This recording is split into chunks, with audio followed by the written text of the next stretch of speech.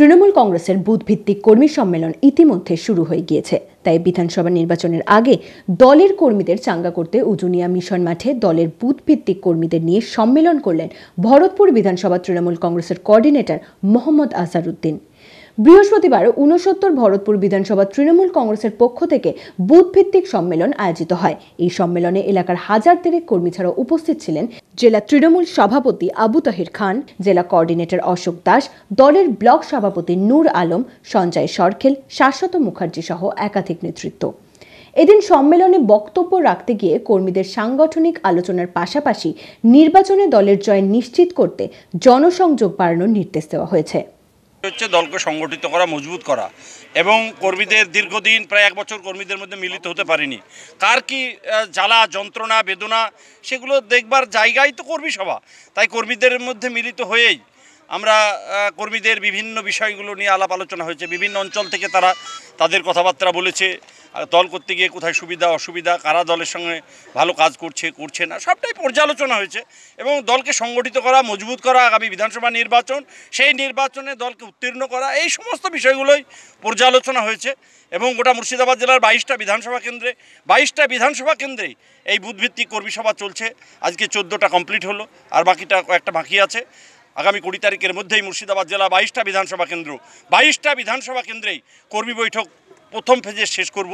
তারপরে পুজোতে মানুষ কদিন আনন্দ উৎসব করবে, তারপরই আমরা অঞ্চল ভিত্তিক আবার বৈঠক শুরু করব, বুথ ভিত্তিক বৈঠক শুরু করব।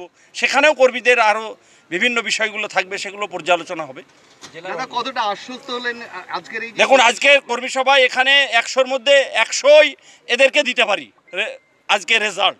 কারণ যেভাবে সুশৃঙ্খল পরায়ণ সমস্ত প্রধান, পঞ্চায়েতের যারা দায়িত্বে আছে তারা, মেম্বাররা, পঞ্চায়েত সমিতির সমস্ত নেতৃত্ব এবং অঞ্চল ভিত্তিক সমস্ত কর্মীরা, অঞ্চলের সভাপতিরা, ব্লকের সভাপতিরা সকলে যেভাবে এসেছে এবং যেভাবে পার্টিসিপেট করেছে, তাতে মনে হচ্ছে দল এখানে উজ্জীবিত, দলের সংগঠন মজবুত আছে।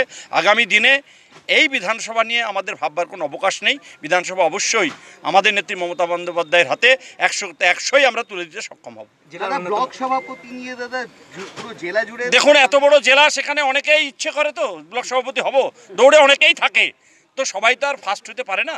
আগামী দিনে আমরা আমাদের রেজাল্টের মধ্য দিয়ে দেখিয়ে দেবো যে এই ভরতপুর বিধানসভা অবশ্যই মুর্শিদাবাদ জেলার মধ্যে ফার্স্ট হবে এবং সকলকে নিয়েই হবে। অন্যতম কোঅর্ডিনেটর অভিযোগ করেছে যে অনেকে আসেননি এখানে, সেটা কি বলবেন? দেখুন, কে অভিযোগ করলো, কে আসেনি, কে আসবে না, কে সক্রিয় থাকবে নিষ্ক্রিয় থাকবে তার ব্যাপার। আমরা চাইবো সকলে আসুন, সকলকে নিয়েই আমরা দল আরও উজ্জীবিত করি। দু একজন যারা আসেনি আগামী দিনে এসে যাবে, কোনো অসুবিধা নেই। দল সিদ্ধার্থের নেতৃত্বে চলবে, কোনো অসুবিধা নেই। এখানে কয়েকজনকে অধীর চৌধুরী দালালও বলেছেন কোঅর্ডিনেটর। দেখুন, যারা বিভিন্নভাবে, এটা তো থাকে, দলের খাই, দলের পরে আর অন্য দলের গীত গায়, সেটা তো থাকে। কিছু বেঈমান তো সব জায়গায় আছে, এখানেও থাকবে। তো তাদেরকে নিয়ে ভয়ের কিছু নেই। যারা বেঈমান পেছনের সারিতে আছে তারা ওইখানেই থাকবে, তা কোনো ক্ষতি করতে পারবে না। গতকাল বহরমপুরে আপনি হাজির ছিলেন না? আমার 3টে প্রোগ্রাম আছে, এখানে করলাম, এরপরে আছে সাগরদিঘি, কি করব বলুন, তারপরে আছে ফারাক্কা। এবার যদি ফারাক্কার লোক বলে যে এমপি সাহেবকে পেলাম না, তাহলে তাদের আশা ঠিক আছে, কিন্তু সবগুলোই তো আর আমি হাজির হতে পারছি না। চেষ্টা করছি, কর্মী সংখ্যা প্রচণ্ড, সংগঠন দুর্বল আছে, চেষ্টা করছি মজবুত করার। সুতরাং আমরা চাইলেই তো হায়ার করে বাইরে থেকে নিয়ে যাচ্ছি না, যে যার যেখানে যা আছে সেটাকে নিয়েই আমাদের লড়াই। সুতরাং বাইরে থেকে আমরা হায়ার করে কর্মী দেখাতে চাইছি না, আমরা যেখানে যে কর্মী আছে তাদেরকে নিয়েই, তাদেরকে ঘষামেজা করেই সংগঠন শক্তিশালী করতে চাইছি। মুর্শিদাবাদ থেকে অর্ক রায়ের রিপোর্ট, এক্সপোজ বার্তা।